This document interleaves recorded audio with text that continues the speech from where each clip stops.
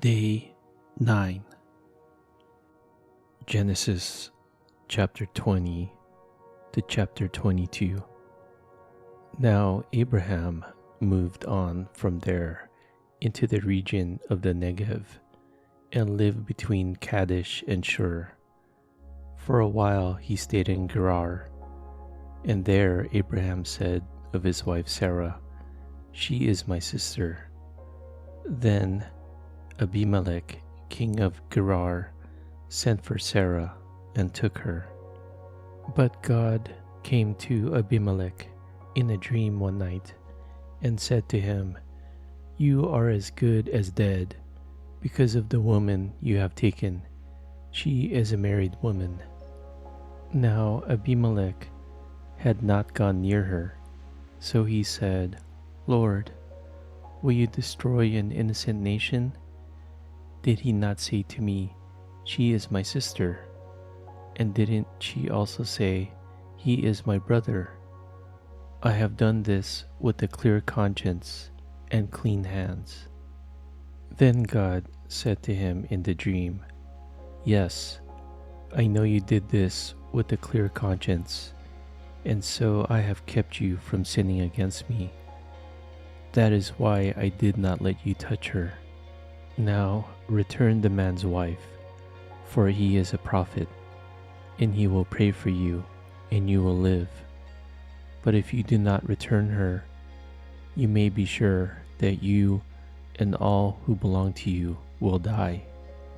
Early the next morning, Abimelech summoned all his officials, and when he told them all that had happened, they were very much afraid. Then Abimelech called Abraham in and said, "What have you done to us? How have I wronged you, that you have brought such great guilt upon me and my kingdom?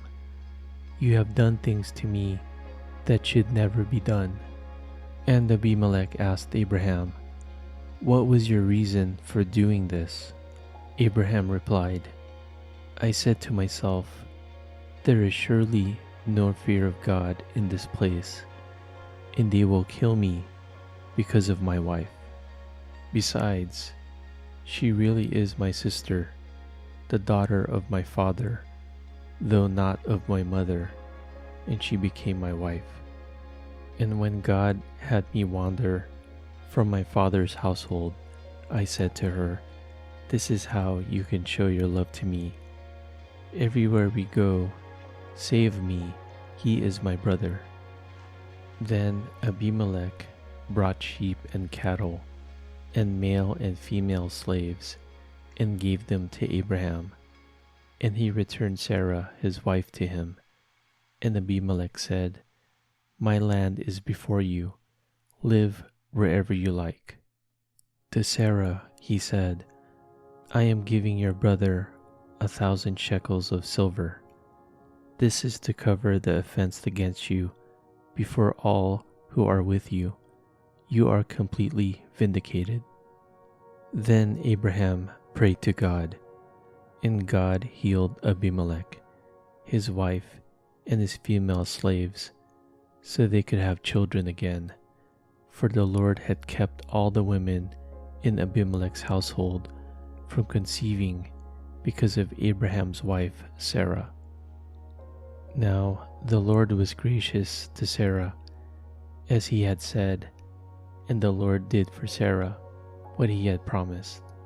Sarah became pregnant and bore a son to Abraham in his old age, at the very time God had promised him.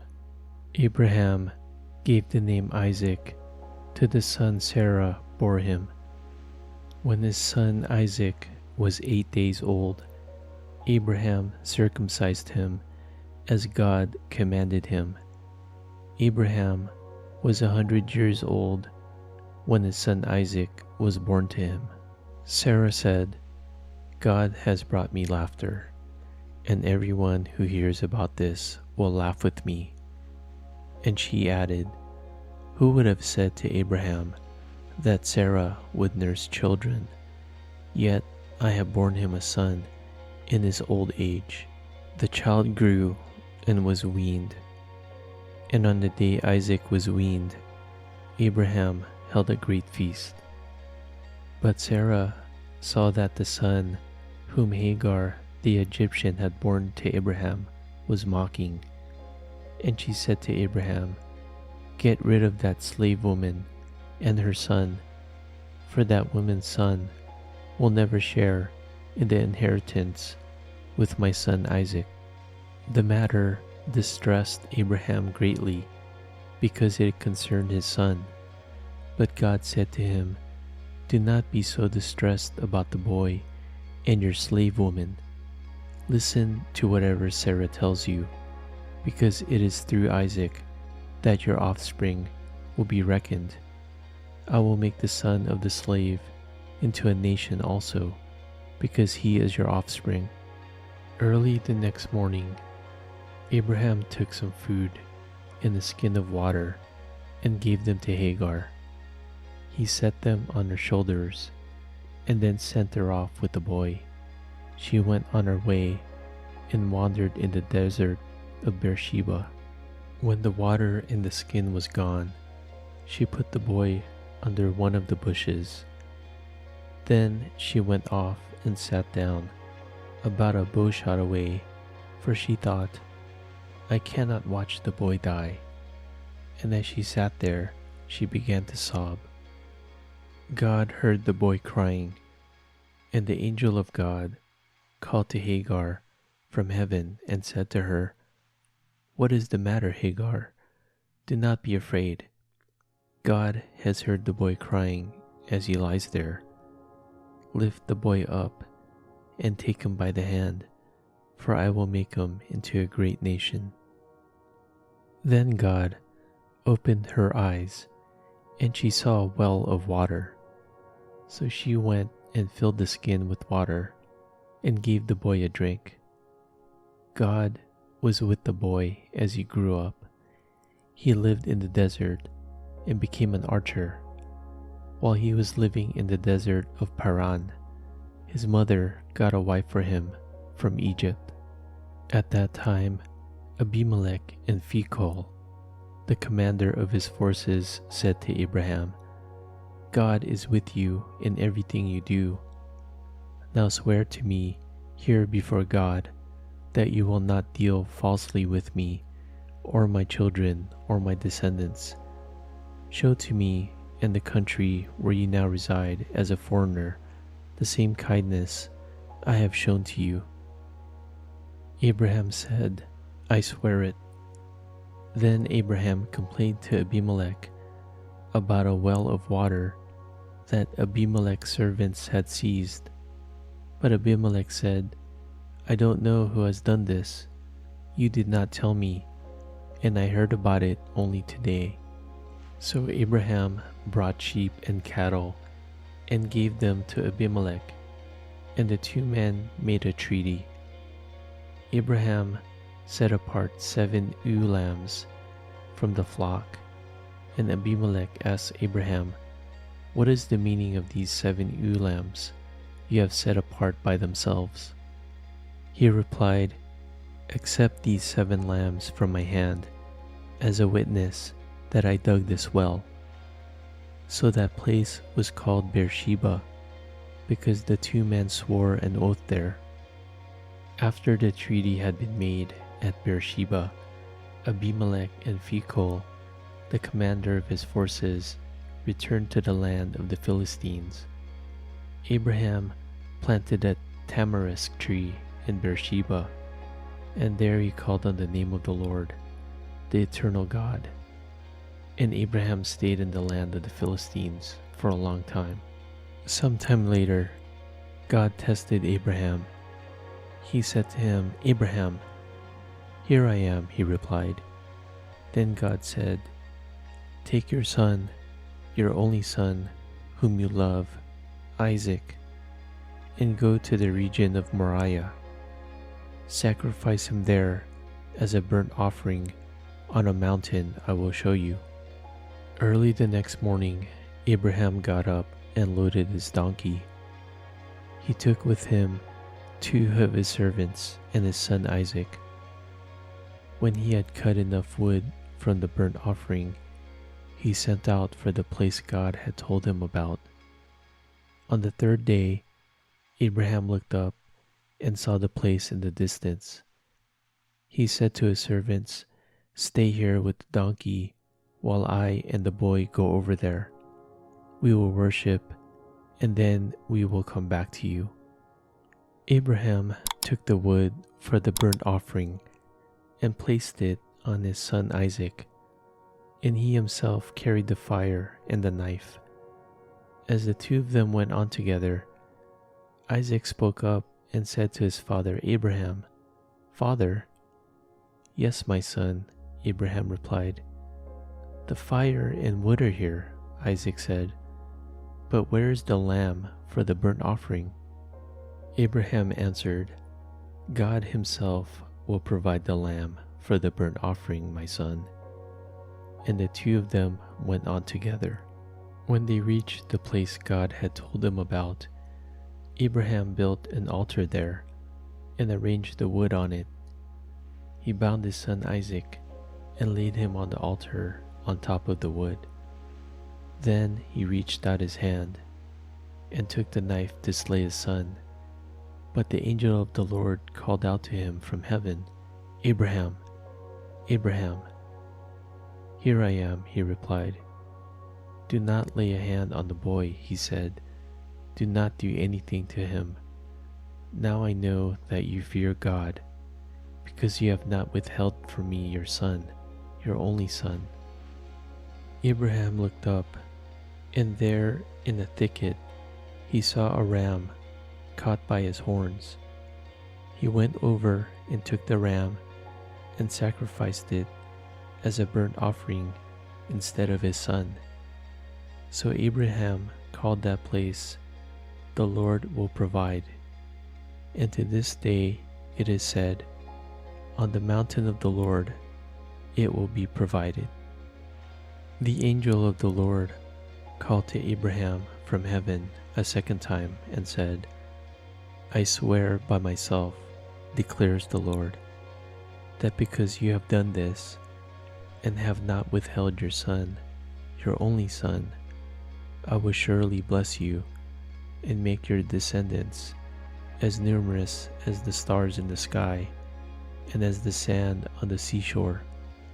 Your descendants will take possession of the cities of their enemies, and through your offspring all nations on earth will be blessed, because you have obeyed me."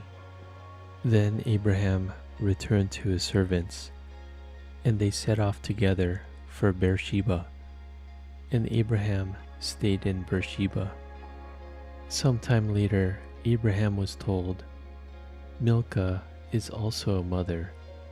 She has borne sons to your brother Nahor, Uz, the firstborn, Buz, his brother, Kemuel, the father of Aram, Kesed, Hazo, Pildash, Jidlaph, and Bethuel."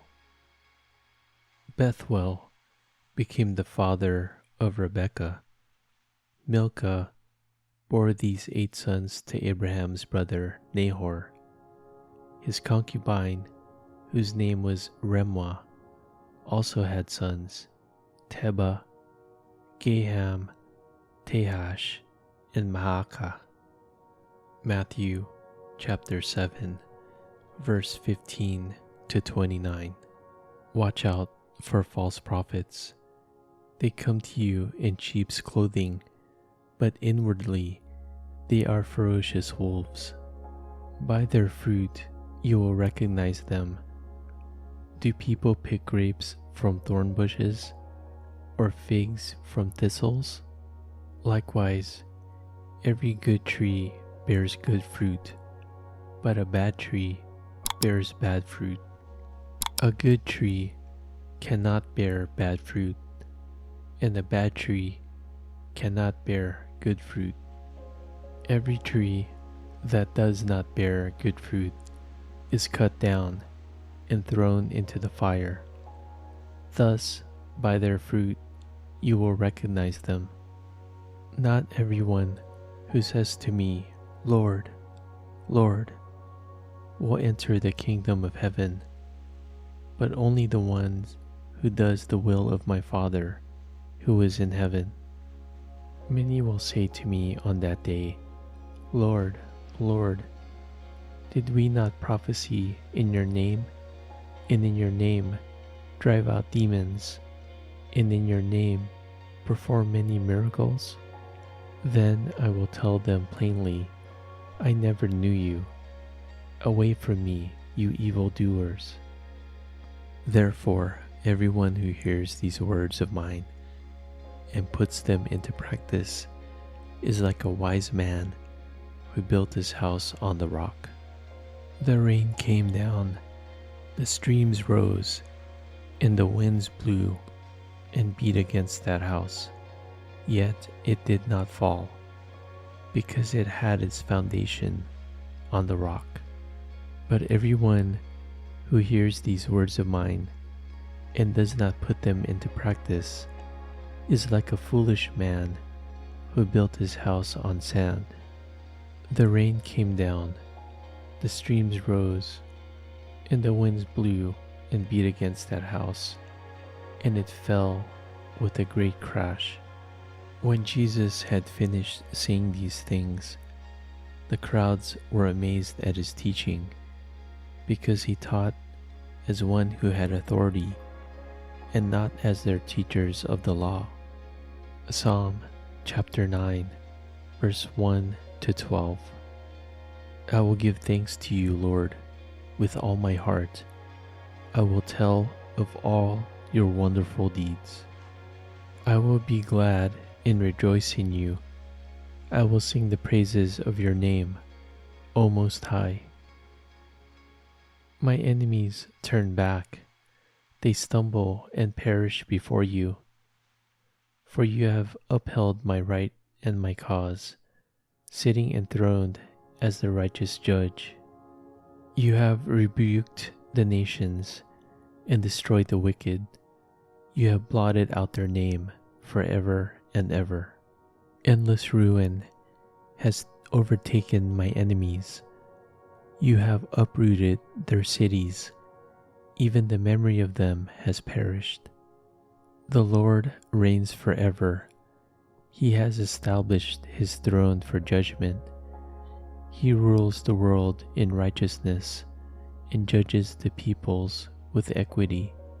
The Lord is a refuge for the oppressed, a stronghold in times of trouble. Those who know your name trust in you. For you, Lord, have never forsaken those who seek you. Sing the praises of the Lord, enthroned in Zion. Proclaim among the nations what he has done. For he who avenges blood remembers. He does not ignore the cries of the afflicted. Proverbs chapter 2, verse 16 to 22. Wisdom will save you also from the adulterous woman, from the wayward woman with her seductive words, who has left the partner of her youth and ignored the covenant she made before God. Surely her house leads down to death, and her paths to the spirits of the dead. None who go to her return or attain the paths of life. Thus you will walk in the ways of the good and keep to the paths of the righteous. For the upright will live in the land, and the blameless will remain in it. But the wicked will be cut off from the land, and the unfaithful will be torn from it.